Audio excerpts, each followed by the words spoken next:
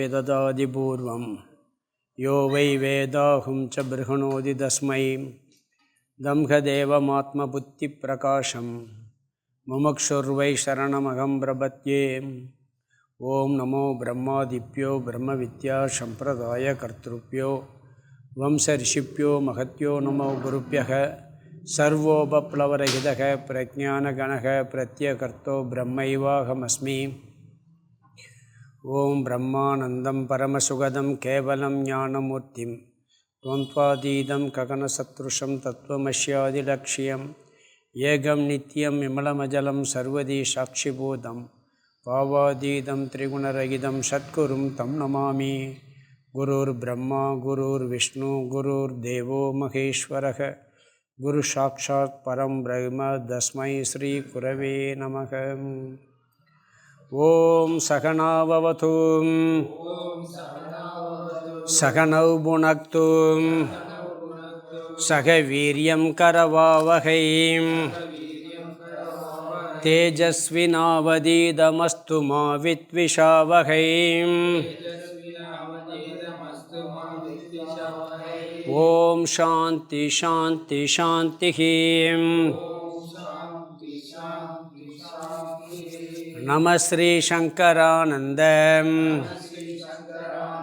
குருபாதாம்புஜன்மனே சவிலாச மகாமோக கிராக கிராசைக கர்மணே. 27வது ஸ்லோகம் படிக்கிறோம். த்வமேவ தசமோ அசீதி கணயித்வா பிரதர்சிதக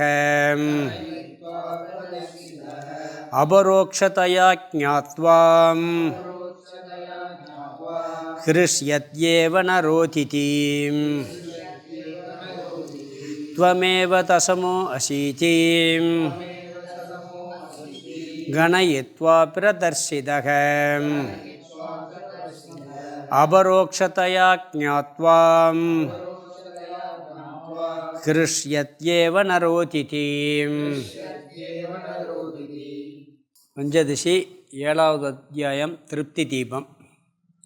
ஆத்மானம் சேத் விஜானியாத் அயமஸ்மீதி புருஷக கிம் இச்சன் கஷ்ய காமாய சரீரம் அனுசம்ஜ்வரேத். பிருகதாரண்ய உபனிஷத் மந்திரம். இதுக்கு விளக்கமாகத்தான் இந்த அத்தியாயம் ஃபுல்லாக வருதுன்னு பார்த்தோம். இதில் முதல்ல அந்த மந்திரத்தை அப்படியே முதல் சுலோகமாக கொடுத்தாரு. பிறகு பிரதிக்கை இதை விளக்க போகிறேன்னு சொன்னார். பிறகு புருஷ தத்துவத்தை விளக்கினார். பிறகு ஆத்மானம் சேத் விஜானிய தன்னை அறிவானாகில் அப்படிங்கிற கருத்து விளக்கப்பட்டது. தன்னை அஞ்ஞானி எப்படி எறிகிறான், ஞானி எப்படி எறிகிறான் அப்படிங்கிற கருத்தெல்லாம் விரிவாக நம்ம பார்த்தோம். பிறகு கடைசியில் இப்போ நம்ம பார்த்துக்கிட்டு இருக்க கருத்து என்னென்னா அயம், இது அப்படிங்கிற கருத்து. இதுக்கு பெரிய விளக்கமாக சொல்லிக்கிட்டு இருக்காரு. 19வது ஸ்லோகத்தில் 96 வரைக்கும் இதில் விளக்கம், இதுக்கே விளக்கம் வந்துக்கிட்டு இருக்குது 19லேருந்து. இந்த அயங்கிறத இது அப்படின்னு சொல்கிறோம். இதுன்னா ரொம்ப அருகாமையில் இருக்கிறத இதுன்னு சொல்ல முடியும், தூரத்தில் இருக்கிறத சொல்ல முடியாது. இப்போ இந்த ஆத்மாவை இது அப்படின்னு சொல்கிறார். இந்த உடல் தான் ஆத்மாங்கிறதுல அஞ்ஞானிகள் எப்படி உறுதியாக இருக்காங்களோ அப்படி ஞானிகள் இந்த உடல் ஆத்மா அல்ல, கூடஸ்தந்தான் ஆத்மா, அது என்கிட்டே இருக்குது, பக்கத்துலேயே இருக்குங்கிறதுல உறுதியாக இருக்குன்னு சொன்னார். அதற்காக இது இங்கேயே இருக்குங்கிறதுக்காகத்தான், எங்கேயோ இல்லை இங்கே தான் இருக்குங்கிறதுக்காகத்தான் இந்த அயம்ங்கிற சொல்ல பிரம்மன்கிறதுக்கு அர்த்தத்துக்கு, பிரம்மன்கிற அந்த தத்துவத்தை சொல்வதற்கு அயம்ங்கிற வார்த்தையை பயன்படுத்துகிறார். எல்லாரும் கடவுள் இருக்கார் பிரம்மன் இருக்காருன்னா எங்கேயோ இருக்குன்னு தேடுவோம். அவர் என்ன சொல்கிறாரு, இங்கே இதுதான் அப்படின்னு சொல்கிறதுக்கு காரணம் என்னென்னா அயம்ங்கிற வார்த்தையை பயன்படுத்துறதுக்கு நம்மகிட்டே இருக்குது அப்படிங்கிற அந்த தத்துவத்தை புரிய வைக்கிறதுக்காக அயம்ங்கிற வார்த்தையை சொல்கிறார். இதை தெளிவாக புரிஞ்சுக்கிட்டோம்னு சொன்னால் நம்ம விரும்பினாலும் விரும்பாட்டாலும் மோட்சம் உறுதிங்கிற வார்த்தையை சொன்னார். நான் ஆத்மா, உடல் ஆத்மா அல்ல, அதற்கு ஆதாரமான ஆத்மாதேன்னு புரிஞ்சுக்கிட்டா இதுதான் ஆத்மா, இதுதான் பிரம்மன் அப்படிங்கிறத புரிஞ்சுக்கிட்டா நீ விரும்பலையோ அந்த தத்துவத்தை புரிஞ்சாச்சுன்னா உனக்கு பிறவி இல்லைன்ட்டார். புரிஞ்சாச்சுன்னா உனக்கு பிறவியே கிடையாது. ஒரு சந்தேகம் வந்துச்சு, எப்பொழுதும் தெளிவாக விளங்கக்கூடிய ஆத்மா, சுயமாக பிரகாசித்து கொண்டிருக்கக்கூடிய ஆத்மான்னு சொன்ன பிறகு அது எப்படி முதல்ல தெரியாமல் இருக்குது, பிறகு தெரிஞ்சுக்கிறோம். அதுதான் எப்பொழுதும் என்ன ஒரு நிமிஷம் கூட நம்மளை விட்டு போனதில்லை. பிரகாசம் தானாக விளங்கிக்கிட்டு இருக்கு. இப்போ ஒரு அறையில் ஒரு பொருள் பார்க்கணும்னு சொன்னால் கண்ணு வேணும், லைட்டு வேணும். லைட்டு இல்லாட்டி அது விளங்கலைன்னு சொல்லிடலாம். கண்ணு தெரியலைனாலும் விளங்கலைன்னு சொல்லிடலாம். இதுக்கு எந்த இந்திரியமும் இல்லாமல் சுயமாக தானாக பிரகாசித்து கொண்டு இருக்கிறத போய் அது தெரியாமல் இருந்துச்சு, பிறகு தெரிஞ்சிச்சு. பரோட்சமாக இருந்தது பிறகு அபரோக்ஷமாக மாறுதுன்னு எப்படி சொல்ல முடியும் அப்படின்னு சொல்லும் பொழுது தான் அவர் என்ன சொன்னார், அப்படி வாய்ப்பு இருக்குது. நம்ம பக்கத்திலேயே கூடயே இருக்க ஒரு பொருளவே நாம் தெரியாமல் இருந்து பிறகு எங்கேயோ இருக்கிற மாதிரி நினச்சி பிறகு அது நானாகவே இருக்குன்னு தெரிஞ்சுக்கிற முடியும். அப்படி இந்த வழக்கத்தில் இருக்குங்கிறதுக்காக உதாரணம் 10வது மனிதனை போலேன்னு ஆரம்பித்தார். போன கிளாஸில் இந்த 10வது மனிதன் ஆரம்பித்தான். இந்த உதாரணத்தில் 7 படிகள் சொன்னார். அதை முதல்ல 7 படிகள் அறிமுகப்படுத்தி பிறகு சொல்கிறார். முதல் படி என்னன்னு சொன்னால் அஞ்ஞானம், அறியாமை. 10 பேர் ஆற்ற கடந்து வரும் பொழுது அவன் 9 பேர்களை எண்ணிவிட்டான். தான் முன்னாடி 9 பேரை பார்க்குறான், தான் ஒருத்தன் இருக்குங்கிறத தெரிஞ்சுக்கல. 9 பேரை பார்த்து எண்ணினாலும் கூட 9 பேர் முன்னாடி இருக்காங்க. சரி, நான் ஒருத்தர் இருக்கனேங்கிறது அந்த யோசனையே வரல அவனுக்கு. தன்னையே அவன் எண்ணாமல் விட்டதுனால தன்னை பற்றிய அறிவு அங்கே அவனுக்கு இல்லை. 10வதால் நான் தான் இருக்கேங்கிறது தெரியாமல் இருப்பது அறியாமை. இதுக்கு பேர் அஞ்ஞானம்னர். முதல்ல இந்த 10வது மனிதன் கதையில் இந்த 7 படிகளை சொல்ல போகிறார், 7 அவஸ்தையை சொல்ல போகிறார். இது அப்படியே ஆத்மாவுக்கு சொல்ல போகிறார். ஆத்மாவில் எப்படி இந்த 7 அவஸ்தை வருதுன்னு சொல்லிட்டு இதை பற்றிய விளக்கம், இந்த பரோட்ச ஞானம் அபரோக்ஷ ஞானங்கிற விளக்கம் வந்து கிட்டத்தட்ட 100 ஸ்லோகத்துக்கு மேலே விளக்க போகிறார். நிறைய இடங்களில் இதுலேயும் விளக்குவார், பின்னாடியும் விளக்குவார். ஏன்னா அதில் நிறைய சந்தேகங்கள் வரும், குழப்பங்கள் வருங்கிறதுக்காக இந்த பரோட்ச ஞானம் அபரோக்ஷ ஞானத்தை தெளிவாக விளக்க போகிறார். முதல் ஸ்டெப்பு அஞ்ஞானம், அறியாமை. நான் தான் 10வது மனிதன் என்பதை அவன் அறியவில்லை. 9 பேர்களை முன்னால் எண்ணிக்கொண்டிருந்த போதிலும், 9 பேர் முன்னாடி நின்று பார்த்துக்கிட்டே இருந்த போதிலும் கூட தான் 10வது மனிதன் என்பதை அறியாமல் இருப்பது அறியாமைன்னு சொன்னார். 2வது ஆவரணம். ஆவரணம்னா பொதுவான கருத்து மறைத்தல். இங்கே என்ன சொன்னார்னு சொன்னால், 10வது மனிதன் தெரியலைன்னு சொன்ன உடனே இவனுக்கு என்ன வருது, இவனை மறைச்சிருச்சு, 10வது மனிதனை மறைச்சிருச்சு. அதனால் என்ன சொல்கிறான், அந்த 10வது மனிதன் மறைக்கப்பட்டதால், அறியாமையினால் 10வது மனிதன் மறைக்கப்பட்டதால் 10வது மனிதன் இல்லை, காணோம், எங்கேயோ போய்விட்டான், விளங்கவில்லை, தெரியவில்லை அப்படின்னு சொல்கிறான், வெளிப்படுத்துகிறான். அந்த அறியாமையை வெளிப்படுத்துவதற்கு பேர் ஆவரணம்னர். தாங்கிட்ட அறியாமையை எனக்கு தெரியலை, விளங்கலை அப்படின்னு சொல்கிறது இருக்குது பார்த்தீங்களா, இதுக்கு பேர் ஆவரணம். இது 24வது ஸ்லோகம். 25ல் என்ன சொன்னார்னா, இந்த விக்ஷேபம், அதாவது 3வது அவஸ்தை விக்ஷேபம். இந்த 10வது மனிதன் ஆற்றில் இறந்து விட்டான் போல, காணவில்லைன்னு சொன்ன உடனே, தெரியவில்லைன்னு சொன்ன உடனே அவன் அப்போ எங்கேயோ இறந்து போயிட்டான்னு சொல்லி துக்கப்பட்டு அழுவது முதலியன்ட்டார். அழுவது முதலியன்னா அழுகிறது மட்டும் இல்லை, துயரம் எத்தனையோ வகத்தில் வெளிப்படும். அவன் எப்படி போனானோ, எங்கே போனானோ, என்ன ஆச்சோ, ஏதாச்சோ, இறந்தானோ, இல்லை அடிச்சிட்டு போயிடுச்சா, எப்படியோ ஒரு விஷயத்தில் அழுகிறது. அழுவது முதலிய அப்படிங்கிறார். திட்டலாம், என்னப்பா உன்னை காண 10வது மனிதன் எப்படி விட்டு வந்தீங்க அப்படின்னு கூட இருக்கவங்களாம் திட்டலாம், எல்லாம் கவனிக்கலையான்னு திட்டலாம், கோவப்படலாம். இப்படி துயரம் பல வகையில் வெளிப்படும். அழுவது முதலியவை விக்ஷேபம், அறியாமை ஆவரணத்தினால் வரக்கூடியது விக்ஷேபம். எது? துயரம், சம்சாரம். இது 3வது அவஸ்தையினர். பிறகு 26ல் 4வது அவஸ்தை, இதோடு பார்த்து முடித்தோம் நம்ம. 26ல் பரோட்ச ஞானம். இவங்கெல்லாம் துயரப்பட்டுக்கிட்டு இருக்கிறத பார்த்துட்டு பெரியவர் வர்றார். அவர் நல்ல மனிதர், உயர்ந்த ஸ்தானத்தில் இருக்கக்கூடியவர். இவங்களை ஏமாற்றணும்னு நினைக்காதவர். அவர் பார்க்குறாரு, ஐயோ இவங்க முட்டாள்தனமாக இருக்காங்களே, 10 பேர் இருக்காங்களே அப்படின்னு சொல்லி பார்க்குறாரு. கேட்குறான், நாங்கள் 10 பேர் வந்தோம், 9 பேர் இருக்கோம், ஒருத்தர் காணலைன்னு சொன்ன உடனே அவர் திட்டலை. ஏன்னா ஏதோ அறியாமையில் இருக்கான்னு சொல்லிட்டு என்ன சொல்கிறாரு, பார்க்குறாரு, எப்பா 10வது மனிதன் இறக்கலப்பா, இருக்காம்ப்பாங்கிறார். உடனே அவனுக்கு என்ன வருது, அப்போ இவர் சொல்கிறது இவர் மேலே இருக்க இவருடைய வார்த்தையால் நம்பிக்கை வருது. அப்போ ஆற்றுல போனவன் எங்கேயோ தப்பிச்சு இருக்கான் போல இருக்குது, இவர் பார்த்துட்டு வந்திருக்கார் போல இருக்குது அப்படி நினப்பில் இவனுக்கு ஒரு அறிவு வருது. 10வது மனிதன் இருக்கின்றான், இறக்கவில்லை என்ற அறிவு பரோட்சமாக வருகிறது. நேரம் இவன் பார்க்கல, 10வது மனிதன் யாருன்னு இவனுக்கு தெரியல, இவன் தானே தெரியலை. ஆனால் என்ன இருக்குது, அவன் இருக்கிறான், இறக்கலை அப்படிங்கிற ஒரு அறிவு அந்த பெரிய மனிதர் மூலமாக இவனுக்கு ஏற்படுது. அது ஏற்படுவதற்கு பேர் பரோட்ச ஞானம். நம்மளுக்கு நிறைய பரோட்ச ஞானம் இருக்குது. இப்போ ஒருத்தர் சுவிட்சர்லாந்து போயிட்டு வந்திருப்பார். அங்கே போயிட்டு வந்துட்டு என்ன சொல்வார், அதை பற்றி அங்கே இப்படிலாம் வர்ணனை பண்ணுவார். அதை பார்த்தா நம்மளுக்கு என்ன ஆகணும், நம்ம போய் பார்க்கலை, அனுபவிக்கலை, ஆனால் அது இருக்குது, அதையும் போய் பார்க்கலாம் அப்படிங்கிற ஒரு எண்ணம் வரும். அந்த அறிவை கேட்டு தெரிஞ்சுக்கிறது பரோட்ச ஞானம். இந்த பரோட்ச ஞானத்தில் உல்ட்டா வர்றதுலாம் நிறையா இருக்குது. நிறைய பேர் ஒன்றை பார்த்துட்டு வந்து பெருசாக சொல்லுவான், சிம்பிளாக இருக்கும், அங்கே போனால் எப்படியெல்லாம் இருக்குது தெரியுமா அப்படின்னு சொல்லிட்டு. அதே மாதிரி சொர்க்கலோகத்தை பற்றிய ஞானம் வேதத்தில் இருக்குது, நாம் பார்த்ததில்லை. நரகலோகத்தை பற்றிய ஞானம் வேதத்தில் இருக்குது. இப்படியெல்லாம் இவனுக்கு தண்டனை கிடைக்கும், இந்த பாவம் பண்ணால் இந்த தண்டனை, அங்கே இப்படியெல்லாம் போட்டு எண்ணெய் சட்டியில் போட்டு வறுப்பாங்க, இருக்கா இல்லையா, நெருப்பில் போட்டு எரிப்பான், சூடு போடுவான், அப்படி நிறைய ஒவ்வொன்றுக்கு ஒரு தண்டனையெல்லாம் சொல்லி வச்சுருக்கு. அதே மாதிரி சொர்க்கலோகத்தில் எவ்வளோ சுகம் கிடைக்கும் அப்படிங்கிறதையும் அங்கே சொல்லி வச்சுருக்கு. இதை நம்ம போய் பார்த்ததில்லை. உண்மையிலே ஏதோ ஒரு ஜென்மத்தில் போயிருந்தாலும் கூட நமக்கு தெரியாது. ஏன்னா போன இந்த ஜென்மத்தில் இருக்கிறது ஞாபகம் இல்லை, அந்த ஜென்மம் எப்படி நம்மளுக்கு ஞாபகம் இருக்காது. அப்போ வேதத்தை படித்து அந்த வேதத்தில் இதெல்லாம் சொல்லியிருக்கு அப்படின்னு பரோட்ச ஞானம் வருது. அதை போலன்னு ஒரு வார்த்தை சொல்கிறார், சொர்க்கலோகம் முதலியவை இருப்பதை போல இந்த 10வது மனிதன் இருக்கின்றான் என்ற பரோட்ச ஞானம் இவனுக்கு ஏற்படுகிறது. இது 26 வரைக்கும் நாம் பார்த்தோம். அடுத்து 27வது ஸ்லோகம் இப்போ பார்க்கணும். இங்கே அபரோக்ஷ ஞானம் 3 சொல்கிறார் இந்த ஸ்லோகத்தில். அபரோக்ஷ ஞானம் 5வது அவஸ்தை அபரோக்ஷ ஞானம், 6வது அவஸ்தை துயரம் நீங்குதல், 7வது அவஸ்தை திருப்தி. இங்கே கதையை மட்டும் பார்த்துக்கிட்டு இருக்கோம். அடுத்து அப்படியே வரிசையாக ஆத்மாவில் சொல்லுவார். சொன்னாலும் கூட ரொம்ப விளக்க மாட்டார். ஆத்மாவில் அப்படியே அப்ளை பண்ணி சொல்லிடுவார், ஜாயின் பண்ணுவார். ஜாயின் பண்ணிவிட்டு பிறகு விளக்கம் ஒவ்வொன்றா தனியாக விளக்குவார். அப்போ நம்ம விளக்கத்தை ரொம்ப பார்க்கலாம், கொஞ்சம் இதில் விளக்க சொல்வார்.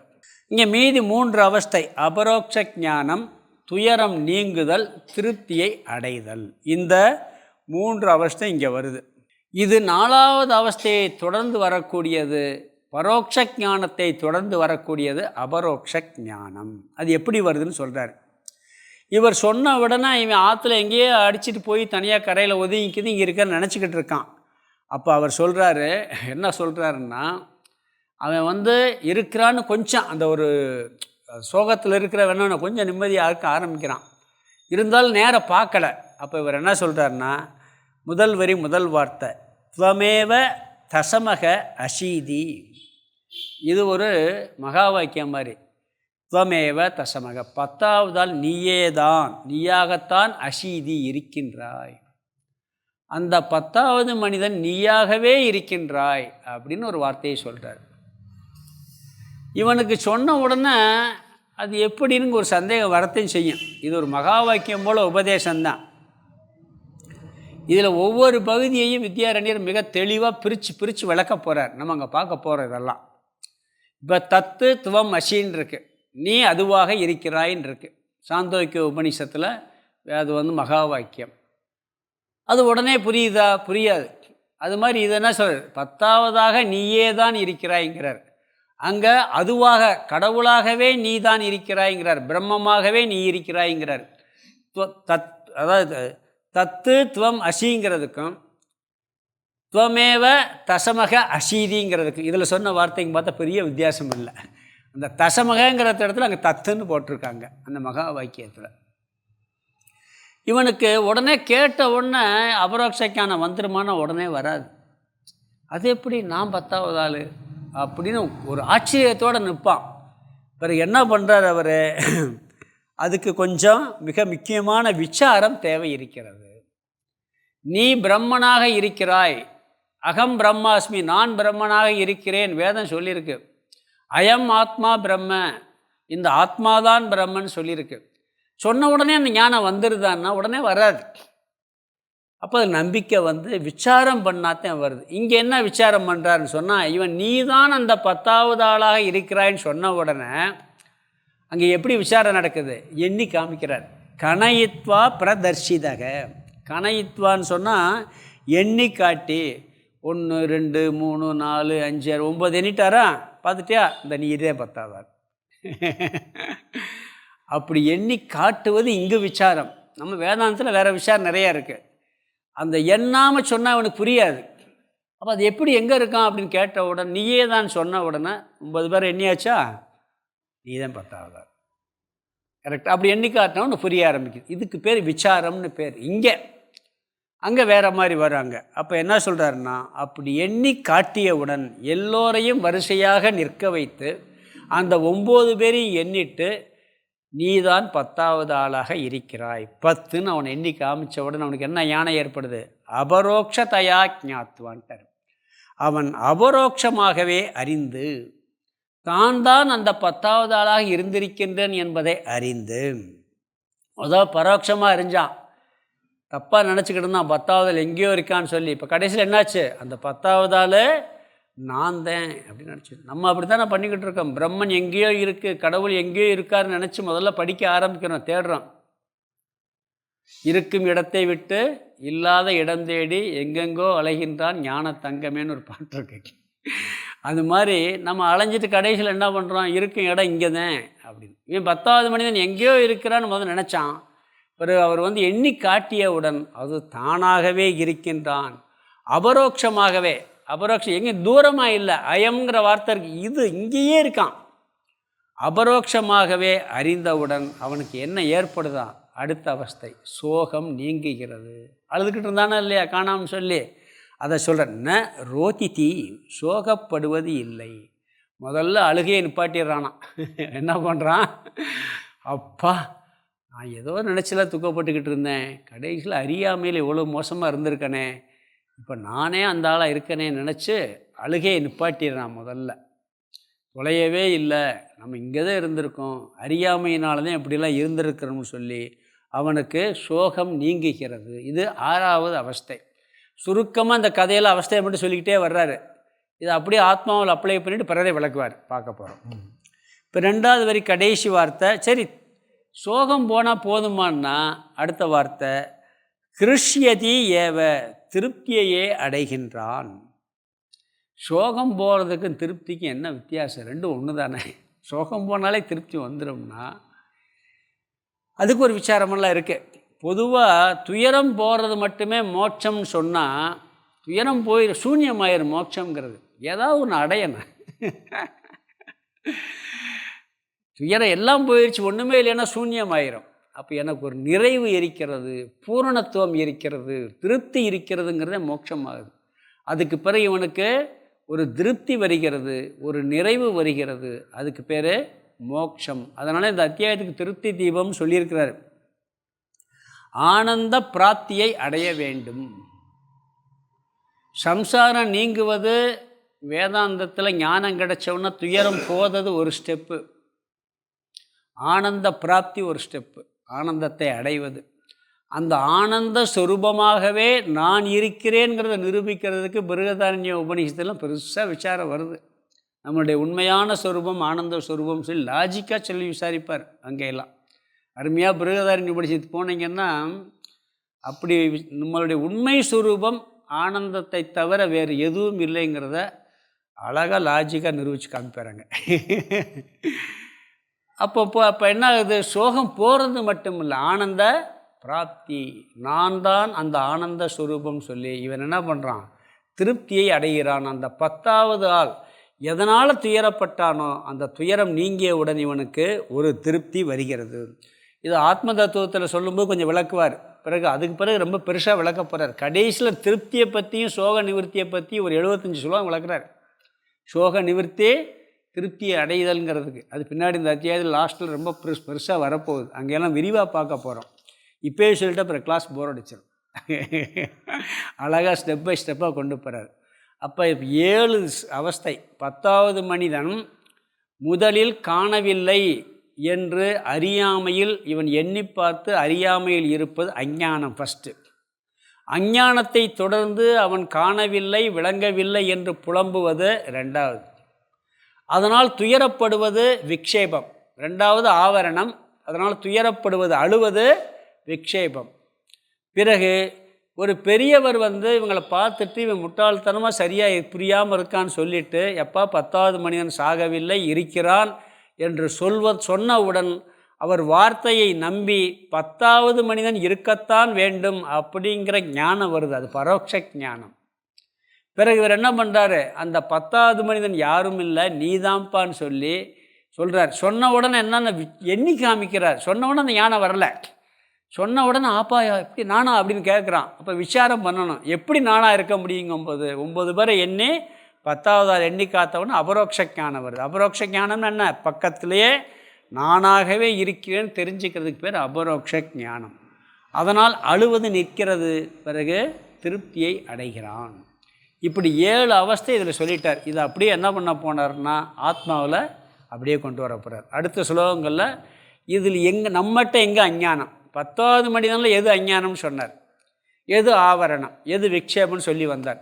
இது நம்மளிடத்தில் எது அஞ்ஞானம், நம்மளிடத்தில் எது ஆவரணம், நம்மளிடத்தில் எது விக்ஷேபம், எது பரோட்ச ஞானம், எது அபரோக்ஷ ஞானம், எது சோகம், எது சோக நிவர்த்தி, எது திருப்திங்கிறது நம்மளிடத்தில் சொல்லுவார். சொல்லிவிட்டு பிறகு இந்த பரோட்ச அபரோக்ஷ ஞானத்தில் விரிவாக விளக்க போகிறார். நம்ம அங்கே பார்க்க போகிறோம்.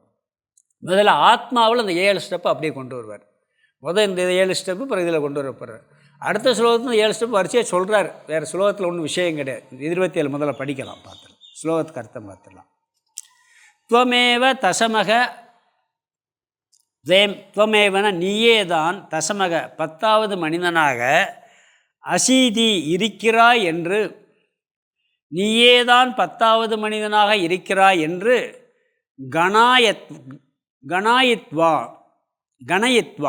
கணயித்வான்னா எண்ணி பிரதர்சிதக காட்டப்பட்டவுடன், நீதான் 10வது மனிதனாக இருக்கிறாய் என்று எண்ணி காட்டப்பட்டவுடன், கணயித்வன என்றது, பிரதர்ஷன காட்டப்பட்டவுடன்.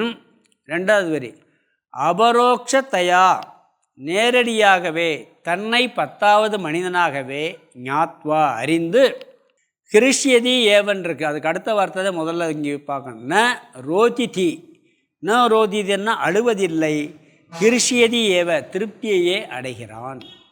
திருப்தி அடைஞ்சு அழுகையை நிப்பாட்டுறதில்ல, அழுகையை நிப்பாட்டிட்டு திருப்தி அடைகிறான். முதல்ல அழுவதில்லை, பிறகு திருப்தியை அடைகின்றான். இங்கே மீதி 3 அவஸ்தையை இங்கே கூறிட்டார். எங்கோ இருக்கிறான் என்பது பரோட்ச ஞானம் முதல்ல சொன்னார். இங்கே நீயே தான் அந்த 10வது மனிதன் சொல்கிறதில்ல அபரோக்ஷ ஞானம் வருது. அதில் 6வது அவஸ்தை துயரம் நீங்குவது, 7வது அவஸ்தை திருப்தியை அடைகிறான். நிம்மதியாக போச்சுப்பா, எல்லாம் இருக்கும், ஒன்றும் கவலைப்பட வேண்டிய அவசியம் இல்லைன்னு சொல்லி திருப்தியாக அவங்க இருக்காங்க. இது அப்படியே என்ன பண்ணுறாருன்னா, இந்த 7 அவஸ்தையை அப்படியே அடுத்த ஸ்லோகத்தில் விளக்கமெல்லாம் இல்லை, இப்படி 7 அவஸ்தைகள் இருக்குதுன்னு மட்டும் சொல்கிறார். 29 அடுத்து ஆத்மாவோட ஒப்பிடப்படுறார். இந்த ஸ்லோகத்தை படிக்கலாம். 28 சொல்லி அப்படியே அர்த்தம் பார்த்துடலாம். அதுக்கு அஜ்ஞான விருதி விக்ஷேபம் த்விவித ஞான திருப்தயகம் சோகாபகம வித்யேதே யோஜனீயா சிதாத்மனி அஜ்ஞான விருதி விக்ஷேப த்விவித ஞான திருப்தயகம் சோகாபகம இத்யேதே யோஜனீயா சிதாத்மனி. இங்கே 7 வரிசையை அப்படியே சொல்கிறார், அவ்வளோதான். சொல்லி இதை நம்மளுடைய வாழ்க்கையில் ஆத்மாவிடம் பொருத்தி பார்க்க வேண்டும் சொல்கிறார். ஸ்லோகத்தை பார்த்துட்டே அப்படி அர்த்தம் பார்த்துடலாம். முதல் வரி பார்த்தீங்கன்னா அஞ்ஞான, ஃபஸ்ட்டு அஞ்ஞானம் அறியாமை. 2வது ஆவிருத்தி, ஆவிருத்தின்னு என்ன, ஆவரணம், அதாவது எனக்கு தெரியவில்லை என்பதை வெளிப்படுத்துவது 2வது வார்த்தை. 3வது வார்த்தை விக்ஷேப, அதாவது அதனால் துயரப்படுவது முதலிய சம்சாரம் முதலியவை விக்ஷேப. அடுத்து த்விவித ஞானம், 2 விதமான ஞானம்ட்டார். பரோட்ச அபரோக்ஷம் சொல்லவர். 2 விதமான ஞானம்னு என்ன, பரோட்ச ஞானம் அபரோக்ஷ ஞானம். அடுத்து திருப்தயக, அது ஆக்சுவலாக பார்த்திங்கன்னா 7வது அவஸ்தை. அதுக்கு முன்னாடி சோக ஆகமக, சோகாபகம, துக்கம் போதல். 2வது இருக்கிறது அடுத்த அவஸ்தையாக வரும், துக்கம் போதல். பிறகு திருப்ததைங்கிறது திருப்தியை அடைதல், சந்தோஷம்.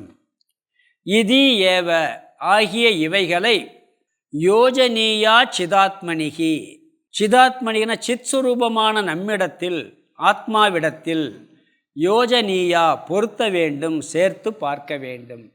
7 வரிசையாக இங்கே சொல்கிறார். அஞ்ஞானம், ஆவரணம், விக்ஷேபம், 2 விதமான ஞானம்ட்டார்.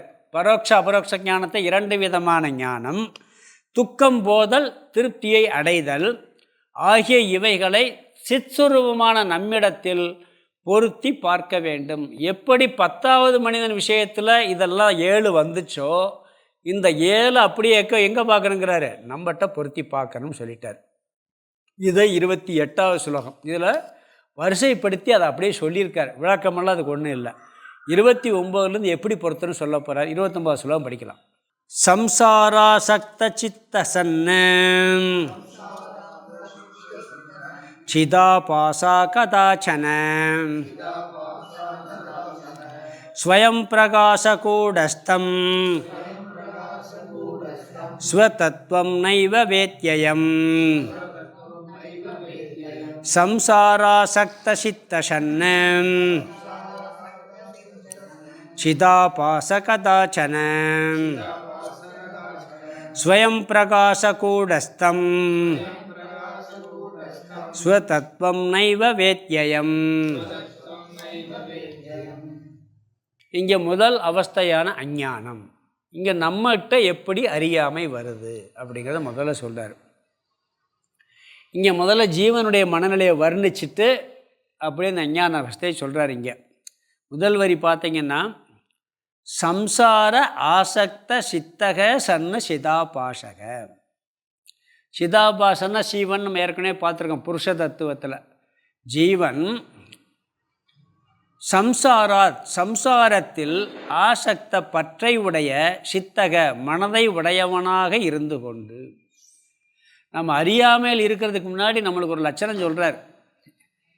ஏன் அந்த அறியாமல் வர்றதுக்கு அவர் ஒரு காரணத்தை சொல்லியே சொல்கிறார்.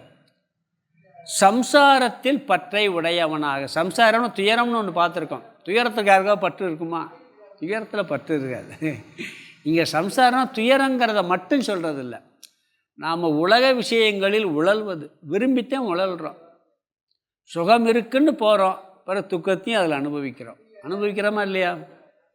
எலும்பை கடிக்குது நாய், எலும்பை கடித்து அதில் ரத்தம் வருது, அதை சுவைக்குது. அந்த ரத்தம் அது வாயிலிருந்தே வருது, எலும்புலேருந்து வர்றதில்லை. ஆனால் அதில் இருக்கிற மாதிரி நினைக்குது. அது மாதிரி உலகப் பொருள்களில் சுகத்தை நாடி அங்குதான் சுகம் இருக்கிறது என்று பற்றோடு இருப்பது. அந்த பற்று, அந்த சுகத்தோட துன்பமும் வருது. அதனால் இந்த எதிலையெல்லாம் நம்மளுக்கு பெரிய அட்டாச்மெண்ட் இருக்கோ அதெல்லாம் ஜீவன் இருக்கான். அப்படி இருக்கக்கூடிய ஜீவன் அப்படி இருந்து கொண்டு அதனால தான் அஞ்ஞானத்தில் மூழ்கிறானா. நாம் துக்கம் தர்ற பொருளை பற்று வைக்கவே மாட்டோம், சுகம் தர்ற பொருளை பற்று வைப்போம். ஆனால் அந்த சுகம் தர்ற பொருள் எப்பொழுதுமே சுகத்தை மட்டும் கொடுத்துக்கிட்டு இருக்குங்கிற புத்தி வர்றதே இல்லை. அதே சுகம் தர்ற பொருளை பற்று இல்லாமல் அனுபவித்தா அதில் துக்கம் வரும்பொழுது நம்ம துயரப்பட மாட்டோம். அங்கே அட்டாச்மெண்ட் எங்கே ஓவராக இருக்கோ அங்கே என்ன ஆயிடுது, அட்டாச்மெண்ட் இல்லாமல் நம்ம விவகாரத்துக்கு பயன்படுத்தினா அப்பயும் சுகம் கிடைக்கும். ஆனால் துக்கம் நம்மளுக்கு பெருசாக வராது. இவன் என்ன பண்ணுறான், அந்த பற்றோடு இந்த உலக வாழ்க்கையில் வாழ்கின்ற காரணத்தினால் இவனுக்கு என்ன ஏற்படுது, முதல் அவஸ்தையான அறியாமை ஏற்படுதுங்கிற சொல்ல. கதாச்சனை எப்பொழுதும் அந்த பற்றோடு இருக்கானா. கொஞ்ச நேரம் பற்றோடு இருக்குது, பற்று இல்லாமல் இருக்கிறாங்களா? பிறந்ததுலேருந்து இந்த ஞானம் வர்றது வரைக்கும் பற்று நம்மளை விட்டு போகிறதே கிடையாது. எப்பொழுதும் எல்லா விஷயத்துலையும் நிறைய விஷயங்களில் சுபாவமாகவே இருக்கு. குழந்தை பிறந்தவுடனே பாருங்கள், அதுக்கு முதல்ல அம்மா மேலே பற்று வரும், பிறகு அப்பா மேலே வரும், பிறகு சின்ன சின்ன பொருள்கள் மேலே. எப்படி வருதுன்னே தெரியாது. அப்படியே பற்று ஒவ்வொன்றா கூட்டிக்கிட்டே போய்கிட்டே இருக்கும். கொஞ்சத்தில் ஆரம்பித்து இயல்பாகவே சுபாவமாகவே இந்த ஜீவனுக்கு எப்பொழுதுமே பற்று இருக்கின்ற காரணத்தினால் சொல்கிறார், இந்த ஆத்ம ஞான உபதேசம் பெறுறது வரைக்கும் எப்பொழுதுமே எல்லோருமே பற்றுடன் தான் இருக்கின்றார்கள். சில பேருக்கு உயர்ந்த இடத்துல பற்று இருக்கும், தேசபக்தி, தேசப்பற்று, தர்மம் செய்கிறதோட பற்று இருக்கும். எல்லாமே பற்று தான். நல்லது செய்கிறதுக்க பற்றியும் கூட ஞானி என்ன பண்ணுவான், பற்று இல்லாமல் செய்வான். நல்ல காரியம் செய்கிறத கூட பற்று இல்லாமல் செய்வான். அஞ்ஞானிக்கு அப்படி இல்லை. அந்த காரியம் செய்ய முடியலைன்னா அவனுக்கு துக்கம் வந்துடும். கடவுள் மேலே பற்று, அந்த பற்று எதுக்கு, மற்ற பற்றை நீக்குவதற்கு. பிறகு கடவுள் மேலே இருக்க பற்றும் போயிடும். ஏன் தெரியுமா, அதே நானேன்னு வந்துடுவான். எல்லா பற்றியும் நீக்கி விடுவான். அது வரைக்கும் இவனுக்கு இந்த ஞானம் வரும் வரை எப்பொழுதும் இந்த ஜீவாத்மா பற்றோடு இருக்கின்றான். அதனால் அவனுக்கு என்ன ஏற்படுதுன்னு சொல்கிறாரு.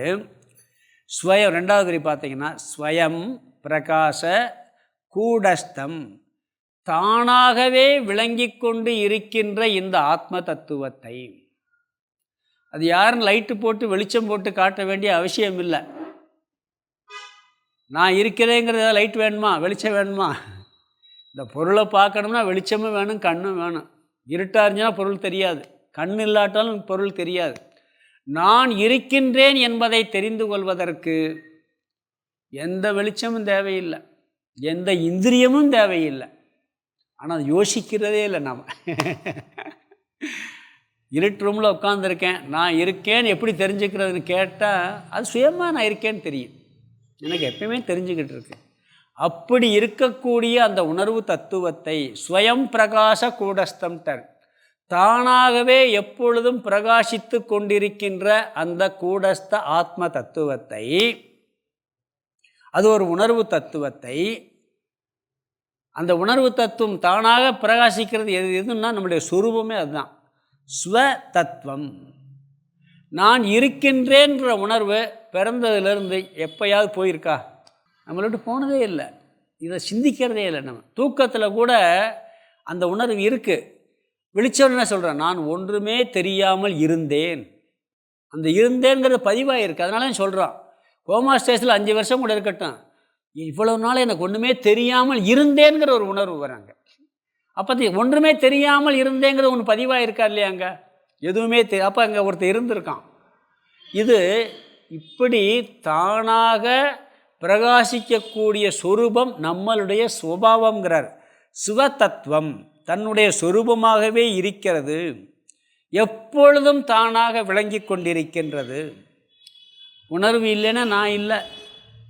பணத்தில் உணர்வு இருக்கா? இல்லை. உணர்வு போயிடுச்சுன்னா, உணர்வு அங்கேருந்து அந்த சூட்சும சரீரம் இருக்குது, அதில் உணர்வோடு வெளியே கிளம்புது. கிளம்பணுன்னு அது என்ன ஆயிடுது, அது வரைக்கும் அவன்கிறது அப்புறம் அதுவாயிரும், இடமாயிரும். அதை எப்போ எடுப்பாங்கன்னு கேட்பான். அந்த உணர்வு போயிடுச்சுன்னா. அந்த உணர்வு தத்துவம் அந்த உயிர் தத்துவத்தில் எப்பொழுதும் தானாக பிரகாசித்து கொண்டிருக்கிறது. அதை விட்டு கிளம்புனா அது உணர்வோடு தான் இருக்கும். அது அடுத்த சரீரத்தை எடுக்கிறது வரைக்கும் அந்த உணர்வு இருக்கும், அடுத்த சரீரத்தில் எடுத்தவுடனே உணர்வு இருக்கும். அந்த உணர்வு இல்லாமல் இருக்கிறதே இல்லை. ஏன்னா அது அதனுடைய சுபாவம், அந்த உணர்வோடு இருப்பது அந்த ஜீவ தத்துவத்தினுடைய சுபாவமாகவே இருக்கிறது. இருந்தாலும் இந்த சம்சாரம், இந்த பற்று, உலக விஷயங்களில் எப்பொழுதும் பற்றுடன் இருக்கின்ற காரணத்தினால் என்ன சொல்கிறான், இருந்த போதிலும் நைவ வேத்தி அயம், அயம்னா இந்த சிதாபாசன், இந்த ஜீவன் தன்னை அறியவே இல்லைன்றார். தான் கூடஸ்தன், தான் ஒரு உணர்வு சொரூபம் என்பதை இவன் அறியவே இல்லை. நைவ வேத்தி, அறியவே இல்லைங்கிறார். இப்படி அறியாமல் இருப்பது தான் அறியாமை, அஞ்ஞானம். இந்த அஞ்ஞானம் இயற்கையாகவே இருக்கிறது. இந்த விஷயத்துக்கு வர்றதுக்கு முன்னாடி இப்படி ஒரு விஷயம் இருக்குன்னு சிந்திக்கவே மாட்டோம். இந்த வேதாந்தத்துக்குள்ளே நுழைஞ்சு இப்படி நம்மளுக்குள்ள ஒரு அழியாத ஒரு உணர்வு தத்துவம் இருக்குது, அது உணர்வுமயமாக இருக்குது, அது தானாக விளங்கிக்கிட்டு இருக்குன்னு கூட யோசிக்கிறது இல்லை. ஒரு விஷயம், ஒரு பொருளை அறிகிறதுக்கு 2 வேணும், அந்த விளக்கிற வெளிச்சமும் வேணும், தான் கண்ணும் வேணும். ஆனால் நான் இருக்கேங்கிற அறிகிறதுக்கு நானே போதும், எதுவுமே தேவையில்லை. சூரியன் இருக்கிறத தெரிஞ்சுக்கிறது சூரியன் ஒன்றே போதும். மற்ற பொருளை தெரிஞ்சுக்கிறதுக்கு சூரியனும் வேணும், கண்ணும் வேணும். ஆனால் சூரியன் இருக்கிறத தெரிஞ்சுக்கிறதுக்கு சூரியனுக்கும் தானே போதும், அதுவாக விளங்கிக்கிட்டு இருக்கு. அது மாதிரி நம்மளுடைய உணர்வு தத்துவம் சுயமாக விளங்குவது நம்மளுடைய சொரூபம் சுபாவமாக இருந்த போதிலும் அதை அறியாமல் இருப்பது தான் முதல் படி அறியாமை. நம்மளுக்கு தெரிகிறதில்ல, நான் ஆத்மா, உணர்வுமயமானவன், அழியாதவன், எனக்குள்ளே இருக்க அந்த தத்துவம் சுயமாக பிரகாசித்துக்கிட்டு இருக்கு. இன்னொரு சொல்லி தெரிஞ்சுக்கிற வேண்டிய அவசியம் இல்லை. கடவுளை கூட ஒருத்தர் காட்டணும், கடவுள் வந்து நான் தான் கடவுள்னு காமிச்சாகணும். இது அப்படி இல்லை, தானாக விளங்கி கொண்டு இருக்கின்றது. இது எப்போ இந்த அறியாமல் வந்துச்சுன்னா, அறியாமல் எப்போ வந்துச்சுன்னு சொல்ல முடியாது. நான் அறிவு வந்தால் ஓடி போயிடும். உனக்கு எப்போ சம்ஸ்கிருதம் அறியாமல் சம்ஸ்கிருதம் ஞானம் இருக்கான்னா ஞானம் இல்லை. எப்போ இருந்து இல்லைன்னா பிறந்ததுலேருந்து இல்லை, அவ்வளோதான். ஆனால் அந்த ஞானம் வந்த உடனே அந்த அறியாமல் ஓடி போயிடும். எப்போ வந்துருச்சுன்னு சொல்ல முடியாது, பிறந்ததிலே இருக்கிறது. இவன் உண்மையில் தன்னுடைய அழியாத மாறாத என்றும் இருக்கக்கூடிய சொரூபத்தை தெரியாமல் இருக்கின்றான். அதுதான் இவனுக்கு இங்கே அறியாமைங்கிறார். இந்த ஏற்கனவே இவன் வந்து விக்ஷேபம், இதனால் துயரப்பட்டுக்கிட்டு இருக்கான்னு சொன்னார். அதைத்தான் இவர் சம்சார அவஸ்தையில் இருக்கிறதுனாலதான் இந்த அறியாமையில் இருக்கான்னு சொல்கிறார் இவர். இங்கே 10வது மனிதன் தானாக இருந்தும் இவன் அறியவில்லை. அதுபோல இவன் தானாக அழியாத தத்துவம் தானாக இருந்தும் கூட இவன் தன்னை அறியவில்லை. இது முதல் ஸ்டெப் அறியாமை. நம்மளிடத்துல வந்து நான் யாருங்கிறது தெரியாமல் இருக்கும். எல்லாரும் சொல்லுவாங்க, தன்னைத்தான் அறியாமாந்தர் தரணியில் உண்டோன்னு கைவல் நிலையத்தில் கேட்பான். உன்னை நீ அறிவாயாகில் உனக்கு ஒரு கேடும் இல்லைம்பார் குரு. சிஷ்யன் கேட்பான், தன்னைத்தான் அறியாமாந்தர் தரணியில் ஒருவர் உண்டோம்பான். நீ உன்னை அறிஞ்சிக்கலேன்னு சொன்னால் யாராவது நம்புவாங்களா? அறிஞ்சிக்கிட்டேன்னு எப்படி அறிஞ்சிருக்கான்? நான் இன்னார் பையன், இன்னும் வேலை பார்க்குறவன், இவ்வளோ வெயிட் பண்ணவன், நான் அல்லது பெண், இன்னும் சமுதாயத்தை சேர்ந்தேன், இப்படித்தான் அறிஞ்சிருக்கோம். இந்த உடல் அப்படித்தான் அறிஞ்சிருக்கோம். இப்போ கேட்டால் என்ன, எனக்கு 68 வயசு ஆகுது, நீ யார்? நான் 68 வயசில் இருக்கேன், 65 வயசில் இருக்கேன், 70 வயசில் இருக்கேன், 50 வயசில் இருக்கேன்னு சொல்லுவான். 5 வயசில் இருந்து யாருன்னு கேட்டால் அப்புறம் என்ன சொல்கிறது? அப்பயும் நீ தானே இருந்த. 15 வயசில் நீ தானே இருந்த. இந்த உடம்புலையும் நீதே இருந்த, அந்த உடம்புலையும் நீதே இருந்த. அழியாமல் ஒன்று இருந்துக்கிட்டு இருக்குங்கிறத யோசிக்கிறதே இல்லை. இப்படி தன்னுடைய உண்மையான சுரூபத்தை அறியாமல் இருப்பது முதல் படி. இது அறியாமைன்னு சொல்லிட்டார். அங்கே 10வது மனிதன் தானாகவே இருந்தாலும் அவன் அறியாமல் இருக்கின்றான். இங்கு உணர்வுமயமாக அழியாமல் எப்பொழுதும் மாறாமல் பார்த்து கொண்டிருக்கக்கூடிய சுரூபமாக இருந்தாலும் உலக விஷயங்களில் இவன் எப்பொழுதும் பற்று உடையவனாக இருந்த காரணத்தினால் இவன் தன்னை அறியவில்லை. இது முதல் ஸ்டெப்பு. இதெல்லாம் திருப்பி விளக்க போகிறார். முதல்ல அறியாமை, பிறகு இவனுக்கு என்ன ஆவரணம் வருது, பிறகு விக்ஷேபம் வருது, பிறகு பரோட்ச ஞானம் எது, அபரோட்ச ஞானம் சொல்ல போகிறார். இந்த ஸ்லோகத்துக்கு அர்த்தத்தை பார்த்துடலாம். இங்கே முதல்ல அந்த 7 அப்படியே வரிசையாக சொல்ல போகிறார். சிதா பாஷக முதல் வரியில், அதாவது சம்சாரா சக்த சித்தக சன்னு சிதாபாசக. சிதாபாசகன்னா ஜீவன் அர்த்தம், ஜீவன். முதல் வரி சம்சாரக சம்சாரத்தில், ஆசக்தக பிரிச்சோம்னா சம்சார ஆசக்தக.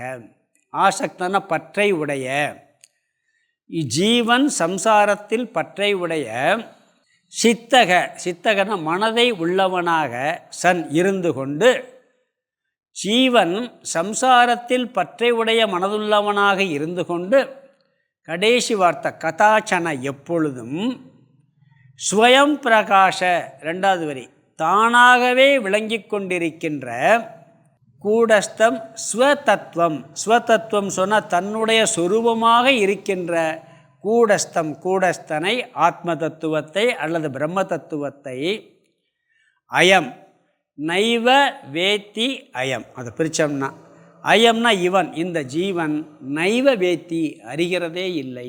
இதுதான் அஞ்ஞானம்ங்கிறாருங்க. தன்னை இவன் சுயமாக பிரகாசித்து கொண்டு இருந்தாலும், 10வது மனிதன் தானாக விளங்கி கொண்டு இருந்தாலும் அவன் அறியவில்லை. அதுபோல் இவன் சுயமாக பிரகாசித்து கொண்டிருக்கின்ற சொரூபத்தோடு இருந்தாலும் அந்த கூடஸ்த தத்துவம்தான் தான், அந்த அழியாத தத்துவம்தான் என்பதை இவன் அறியவில்லை. அதற்கு காரணம் இவன் சம்சாரத்தில் பற்றை உள்ள மனதுடையவனாக இருப்பதால் இவனுக்கு இந்த அறியாமை இருக்கிறது. வெளி விஷயங்களில் பூரா பற்று ஓவர் ஆகிப்போச்சு. அதனால் தன்னை பற்றி இவன் அறியவில்லை. இது அஞ்ஞானம். அடுத்த ஸ்லோகத்தில் 2 சொல்கிறார். ஆவரணத்தையும் விக்ஷேபத்தையும் சொல்கிறார். 30 படிக்கலாம். ந பாதி நாஸ்தி கூடஸ்தம் இதி வக்தி பிரசங்கதகம் கர்த்தா போக்தாஹமஸ்மீதி விக்ஷேபம் பிரதிபத்யதே ந பாதி நாஸ்தி கூடஸ்த இதி வக்தி பிரசங்கதகம் கர்த்தா போக்தாஹமஸ்மீதி விக்ஷேபம் பிரதிபத்யதே. இங்கே முதல் வரியில் ஆவரண அவஸ்தை, அது ரெண்டாவது அவஸ்தை. ரெண்டாவது வரியில் விக்ஷேப அவஸ்தை, இது மூணாவது அவஸ்தை. அங்கே 10வது மனிதன் என்ன சொன்னான்? 10வது மனிதன் இல்லை, விளங்கவில்லைன்னு சொன்னான். அதே மாதிரி இங்கே சொல்கிறார். இங்கே என்ன சொல்கிறாருன்னா, இந்த கூடஸ்தன் என்ற ஒரு தத்துவம் இல்லை, விளங்கவில்லைன்னு இவன் சொல்கிறான். இந்த ஆத்மாங்கிற ஒரு தத்துவம் இருக்குன்னு சொல்கிறீங்களே, அது இல்லை, விளங்கவில்லைன்னு சொல்கிறான்.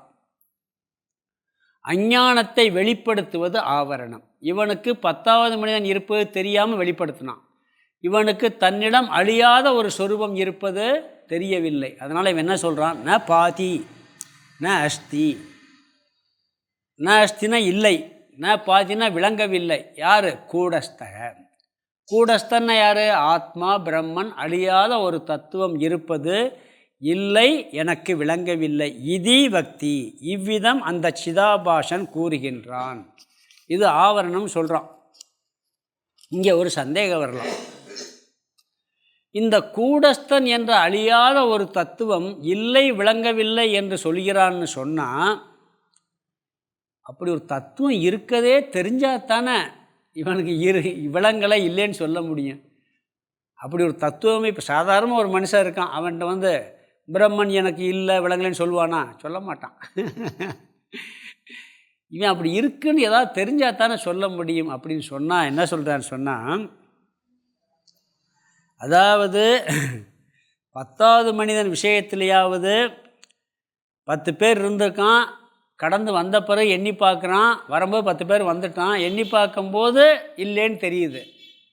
இந்த கூடஸ்தன்கிறது இருந்தாங்கிறதே தெரியாது. அங்கே 10 பேர் இருந்திருக்கான், இப்போ காணலேன்னு சொல்கிறான். இங்கே அங்கேயா ஒரு சான்ஸ் இருக்குது அந்த இல்லை, விளங்கலைன்னு சொல்கிறதுக்கு. இங்கே அந்த சாய்ஸே இல்லையே, எப்படி சொல்ல முடியும்னு ஒரு சந்தேகம் வருதில்ல. வர வாய்ப்பு இருக்கா இல்லையா? ஆத்மா பிரம்மன் ஒரு தத்துவம் இருக்குன்னே தெரியாமல் இருக்கும்போது எப்படி அது இல்லை, விளங்கலைன்னே முதல்ல சொல்ல முடியும்? அப்படின்னு சொல்லும் பொழுது அதுக்கு சில விளக்கம் என்ன சொல்கிறாங்கன்னா, எப்பொழுதுமே ஒருத்தர் வந்து மரண பயத்தில் துக்கப்பட்டுக்கிட்டு இருக்கான். நான் இறந்து போயிடுவேன், எனக்கு இல்லை, நான் என்னுடைய உடல் அழிஞ்சு போயிடும் அப்படின்னு ஒருத்தன் துயரப்பட்டுக்கிட்டே இருக்கான்னு வச்சுங்களேன். அப்போது ஒரு பெரியவர் வந்து மேலோட்டமாக சொல்கிறார், எப்போ உனக்கு மரணம் இல்லைப்பா, நீ சாக மாட்ட, நீ வந்து உன்கிட்ட அழியாத ஒரு தத்துவம் இருக்குது அப்படின்னு மேலோட்டமாக சொல்லும்போது அவன் என்ன சொல்லுவான்? அப்படியா, அப்படி எனக்கு தெரியலையே, அப்படி விளங்கவில்லையே, அப்போ சொல்ல முடியுமா? முடியாதா? அப்படி ஒரு வார்த்தையை மேலோட்டமாக ஒரு பெரியவரிடமிருந்து இவன் ரொம்ப துயரப்பட்டுக்கிட்டு இருக்கும்போது ஒரு வார்த்தை சொல்கிறார். அப்படி சொன்னால் இப்போ என்ன சொல்லலாம்? இவன் அப்படி ஒன்று எனக்கு தெரியலையே, விளங்கவில்லையேன்னு சொல்லலாம். பட்டினத்தார் கூட ஒரு வார்த்தை சொல்கிறார், யாருமே யோசிக்கலை. அப்போ எல்லாம் இறந்த வீட்டில் அழுதுகிட்டு இருக்கும்போது இவரும் போய் அழுவார். கேள்விப்பட்டிருக்கீங்கள இந்த கதையை? பட்டினத்தார் ஒரு வீட்டில் எல்லாம் சோகமாக அடித்து ரொம்ப துயரத்தில் அழுவாங்க. இவர் ஞானி, இவர் வந்து அழுவார். என்ன நீங்கள் ஞானி, நீங்கள் அழுகிறீங்கன்னு கேட்டால், செத்த பிணத்தை பார்த்து சாக போகும் பிணங்களை பார்த்து அழுகிறேங்கிறார் இவர். செத்த பிணத்தை பார்த்து சாக போகிற பிணங்கள்லாம் அழுகுது, அதுக்கு அதை நினச்சி நான் அழுகிறேங்கிறார். நீங்களும் சாக போகிறீங்கன்னு சொல்கிறார். யோசிக்கிறது இல்லை, எல்லாருக்கும் மரணம் வருங்கிறது. அப்படி எல்லாம் மரணம் வரும், மரண துயரத்தில் இருக்கும் பொழுது என்ன பண்ணுறாங்க? அதை யாராவது ஒருத்தர் சொல்லும் பொழுது இவனுக்கு அப்படி ஒரு தத்துவம் இருக்குதா எனக்கு தெரியலையே, அது எனக்கு விளங்கவே இல்லையேன்னு சொல்கிறான். அதை பிரசங்கதகங்கிற, யாராவது கூடஸ்தனை பற்றி பேசும் பொழுது நீ இறந்த பிறகு அழிவதில்லை அப்படின்னு சொல்லி அந்த டாப்பிக்கை பற்றி யாராவது பேசும் பொழுது இவன் என்ன பண்ணுறான்?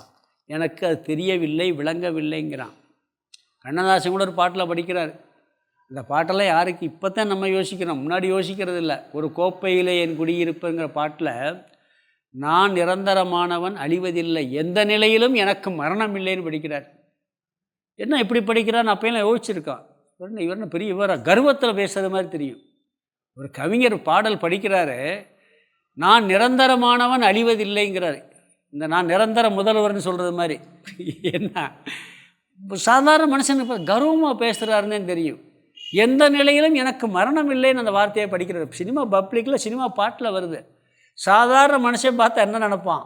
கர்வம் இவ்வளவு பெரிய ஆணவமாக கண்ணதாசன் நினைக்க வேண்டியது இருக்கும். அது மாதிரி நீ அழிவதில்லை, மரணம் அடைவதில்லை என்று ஒருத்தர் சொன்ன உடனே என்ன சொல்கிறாயிவன்? அதை வெளிப்படுத்துகின்றான். எனக்கு தெரியலையேன்னு. பகவத்கீதையில் என்ன பண்ணுறார் அவர்?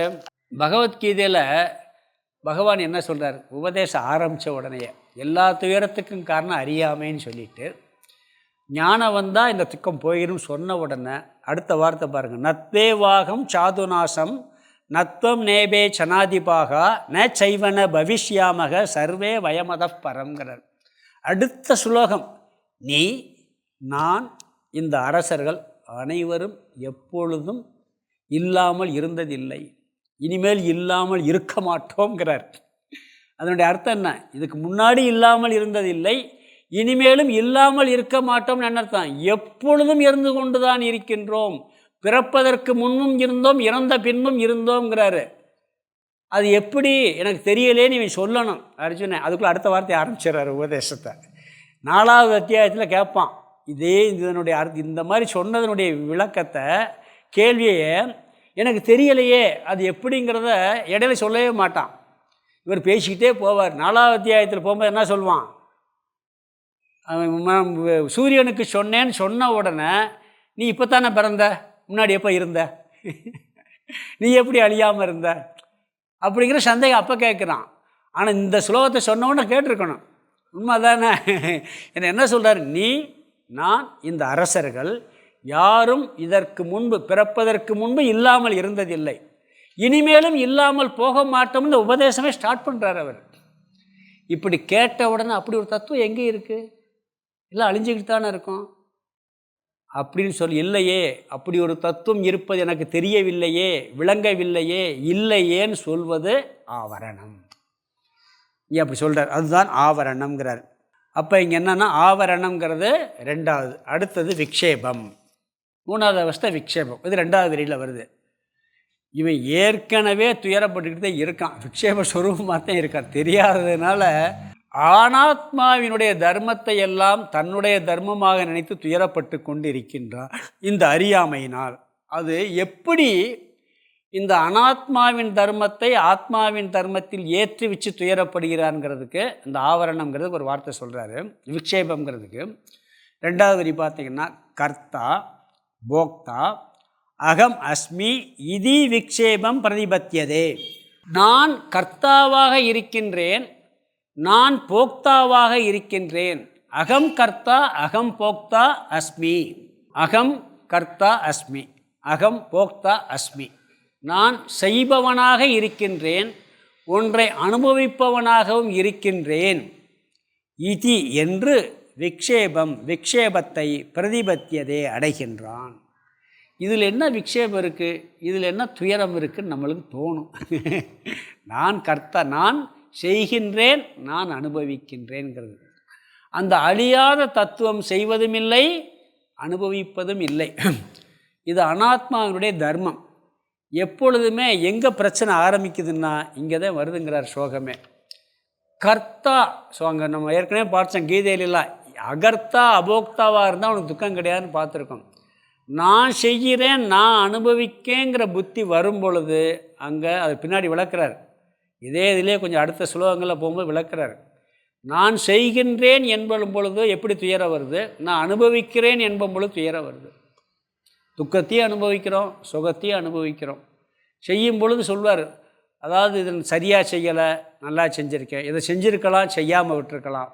ஆத்மா செய்வதே இல்லை. ஒரு செயல் செய்யும்போது என்ன வரும், இதை செஞ்சுருக்கலாம், செய்யாமல் இருக்கலாம், இல்லை அப்படி செஞ்சுருக்கலாம், இப்படி செஞ்சுருக்கலாம், இல்லை தப்பாக செஞ்சுட்டேன். ஆத்மா செய்வதே இல்லை. இந்த கர்த்தா இதெல்லாம் விளக்க போகிறாரு. நம்ம இங்கே டச் பண்ணிகிட்டே போகிறாரு, ஏன்னா விளக்கம் பெருசாக வருது.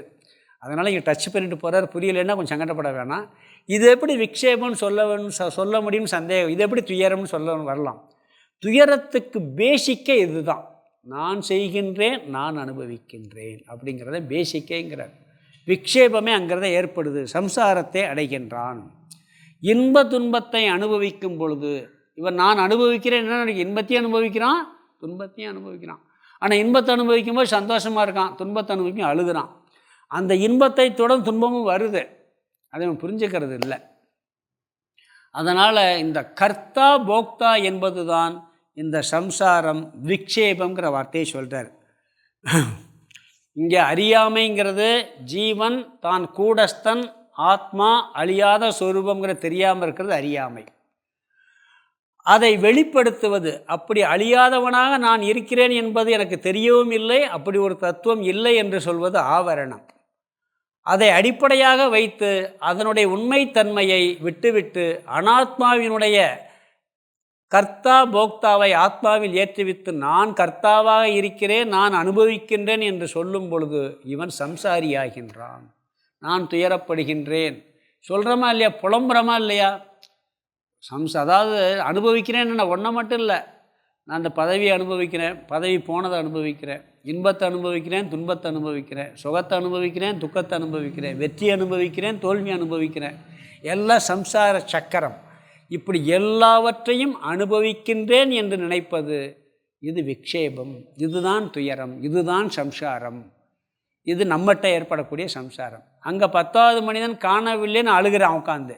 இங்கே என்ன பண்ணுறான்னா ஒவ்வொரு அனுபவத்திலும் இவன் துயரத்தை பார்க்கின்றான். அந்த அனுபவம் அனைத்தும் இவன் சம்சார சக்கரத்தில் உழல்றதுனால அதுதான் விக்ஷேபம் நம்மகிட்ட. இதெல்லாம் அடுத்து சொல்லி ஒவ்வொன்றா பிரித்து விளக்கி எப்படி இவன் துயரத்தை நீக்கி ஆனந்தத்தை அடைகிறான்னு சொல்ல போகிறார். இங்கே சுருக்கமாக அந்த 7 வரியும் சொல்லிவிட்டு அடுத்து சொல்ல போகிறார். இங்கே ஸ்லோகத்துக்கு அர்த்தம் பார்த்துடலாம். அதுக்கு இப்போ 3 அவஸ்தை பார்த்துருக்கோம், அறியாமை, ஆவரணம், விக்ஷேபம். அங்கே 7 பார்த்துட்டோம், இங்கே ஆத்மாவில் 3 பார்த்துருக்கோம். ஸ்லோகத்துக்கு அர்த்தம் பார்த்துடலாம்.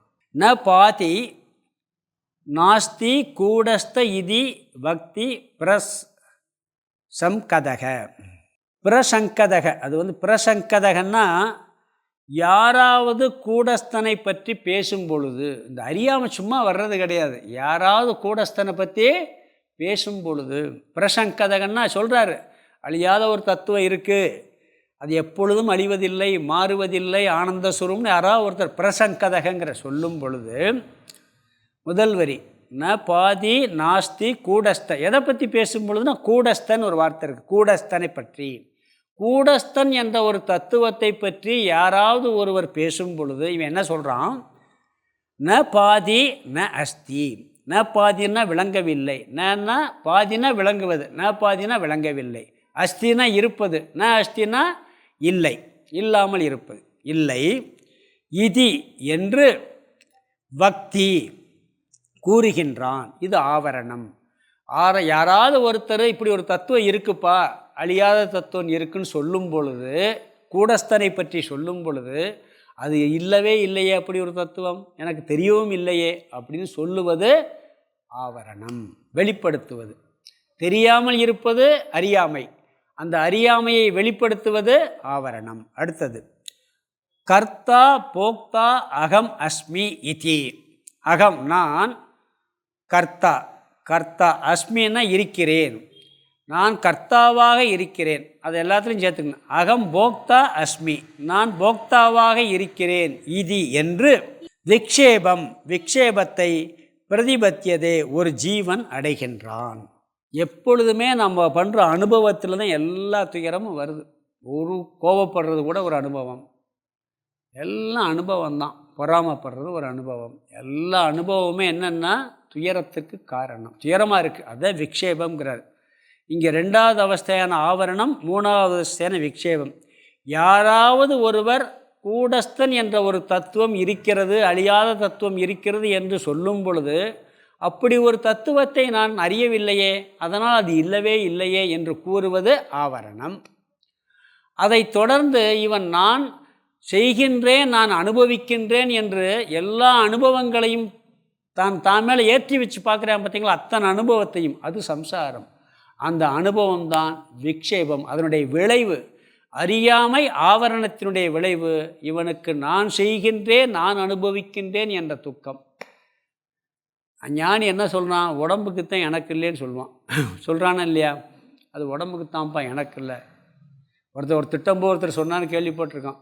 ஒருத்தன் திட்டிக்கிட்டே இருந்தாரான். ரொம்ப ஏன்பா திட்டுறேன் கவலையே படாலேன்னு சொன்னால், உடம்பை திட்டினார்னா என் உடம்பும் பஞ்சபூதம், அவர் உடம்பும் பஞ்சபூதம். பஞ்சபூதத்தை திட்டிக்கிட்டு இருக்கார், அதனால் கவலைப்படலைன்னாரான். அந்த திட்டுற அனுபவம் அவருக்கு இல்லை. ஏன்னா அந்த அனுபவம் இவர் ஏற்றுக்கிறல. ஆத்மாவை திட்டினா அவர் ஆத்மாவும் ஏன் ஆத்மாவுன்னு அவரே அவர் திட்டிக்கிறாரு, அதனால் நான் கவலைப்படலைன்னாரான். அது மாதிரி இந்த விக்ஷேபங்கிறது அந்த உண்மை தத்துவத்தை உணராததால் ஏற்படக்கூடிய அனுபவம்.